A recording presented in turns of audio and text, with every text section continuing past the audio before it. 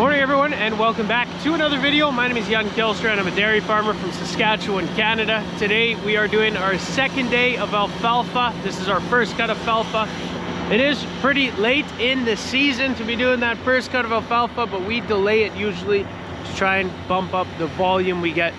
Typically only taking 2 cuts a year. I know there's places in the world that take 6 or 7 cuts a year. That blows my mind. We can't get away with that here. Some guys do 3, but we always stick to 2.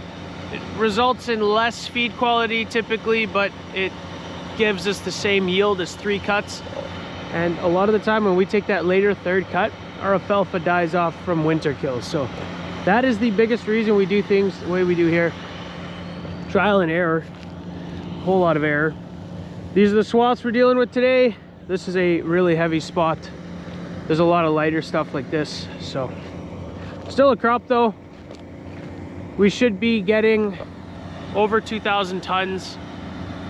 I'd say probably 2,500 from 500 acres or 450-ish acres of alfalfa. So first cut yield, insane, especially since we didn't have rain for like a whole month there.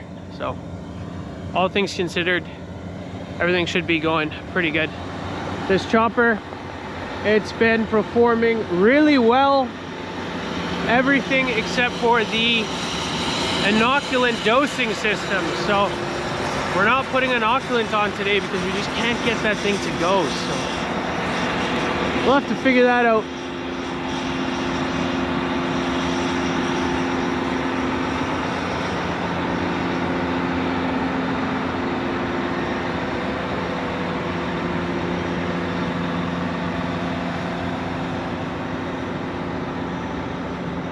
She's just waiting.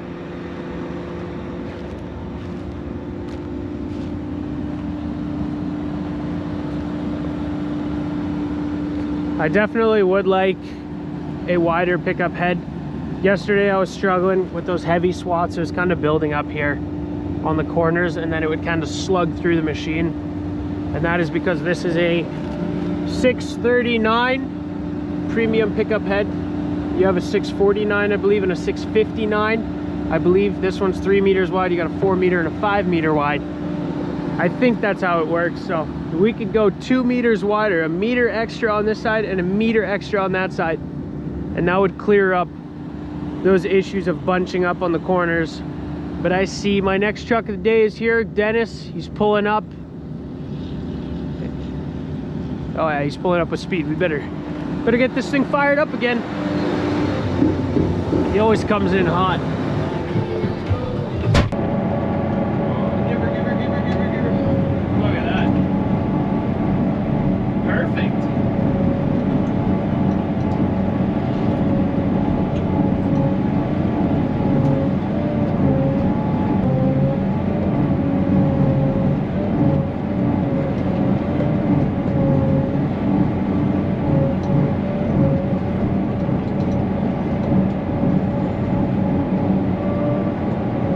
Number 2 for the day, sent away. It's a little bit embarrassing, but I'll show you guys anyway. Message went away. Let's see if we can find it here. Message center, nothing to display. This thing's telling me we need to clean the air filter. I haven't done that yet since we started running it. Obviously that's wrong. You should be cleaning the air filter, but you know, in our defense, last night, Brent and I were busy with this thing for like 2 hours after we were done chopping, trying to do other stuff on it. The rad was plugged and some other stuff, which would suggest also to take a look at the air filter, but still we didn't, so yeah, my bad.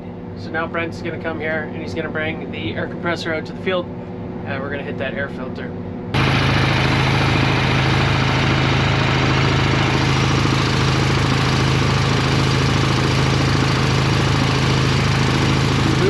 Put it out to the world when we forgot to do this last night? I'm all about authenticity, Dennis. Ah,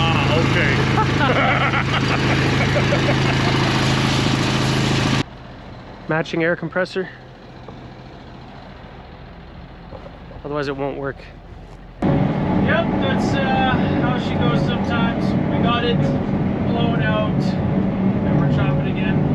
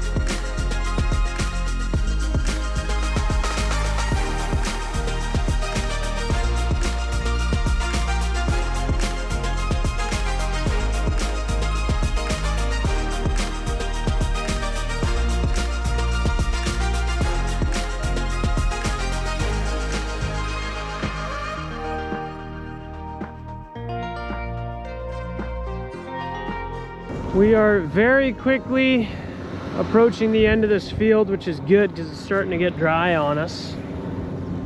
Even though this was cut yesterday evening, it's just sun's out and it's windy, and it got really hot yesterday. Stayed hot for a while. Let's go see if we can see some of this barley coming out of the ground.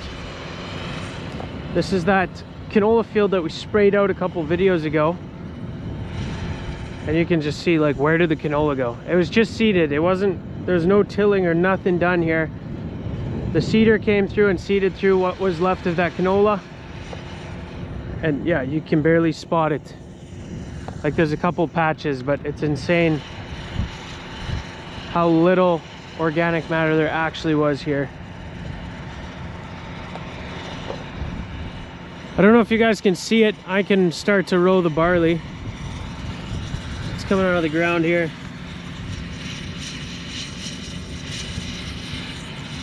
That was incredible. We are done this field. It is 11:15 in the morning. There was a hope to maybe get this done before 12 or 45 minutes before that. So, and that was, you know, lots of skepticism in that, but we got it done. We got one more field left, 110 acres, and that is right next to the pile. So we're on our way to the next field, which is right beside the yard. Everything about this machine is so sweet. We're driving 40 kilometers an hour down the road. That also is an upgrade versus our previous setup, because there's no way you would send it down the road at 40 kilometers an hour. You would be worried that the spout would snap clean off. The best you could usually do is maybe 20 if it was really smooth, but usually like 15 kilometers an hour or so. Finish up in one field, fold it up, send it to the next one, start chopping right away. Minimal downtime.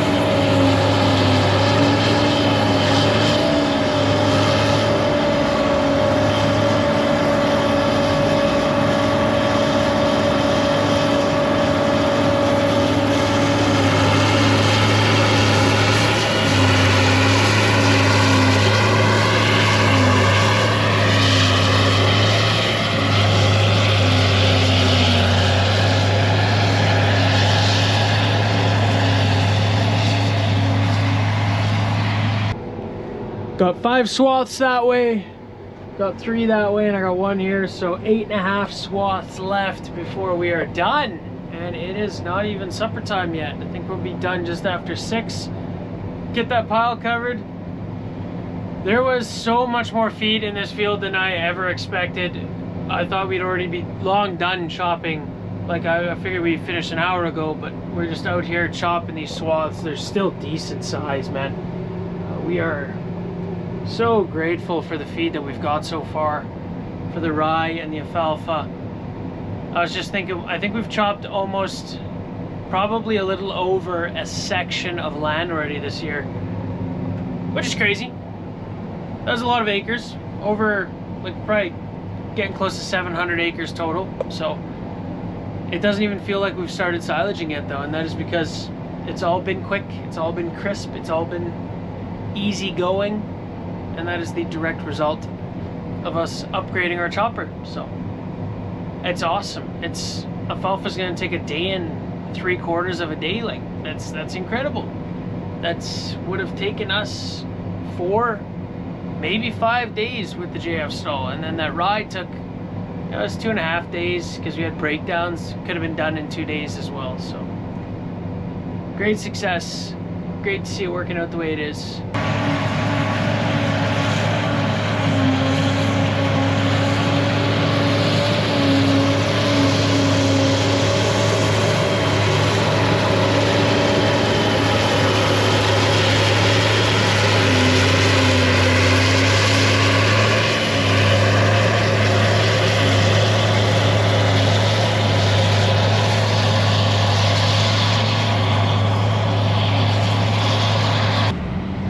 all done chopping. Park the chopper in the shed. We'll service it later.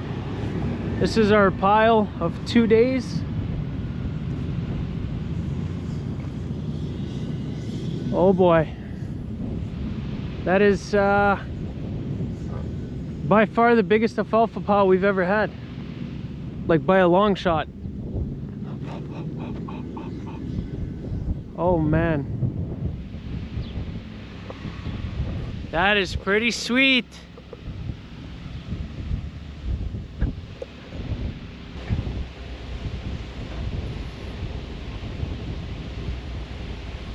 Just finishing off the pile now.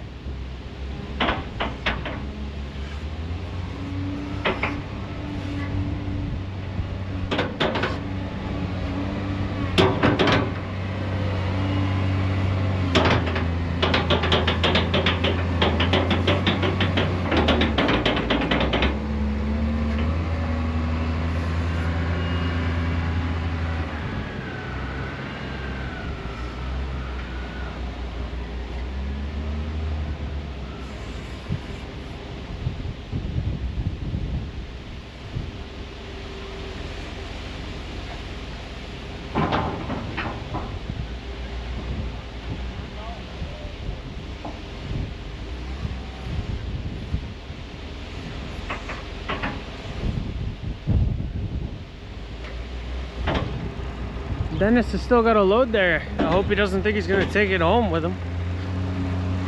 Anyway, Mom's got sandwiches at the barn, so I'm gonna go eat some food and then we're gonna cover this pile. That's the not so fun part, I guess.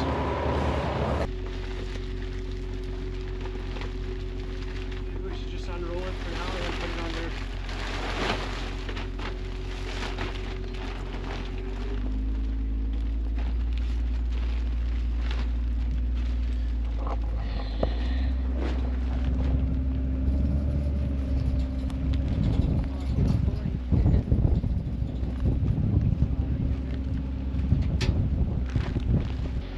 This is definitely the longest piece of plastic I've ever put on a pile in one shot. And there's a nice storm over there in the brewing, so it's a recipe for something.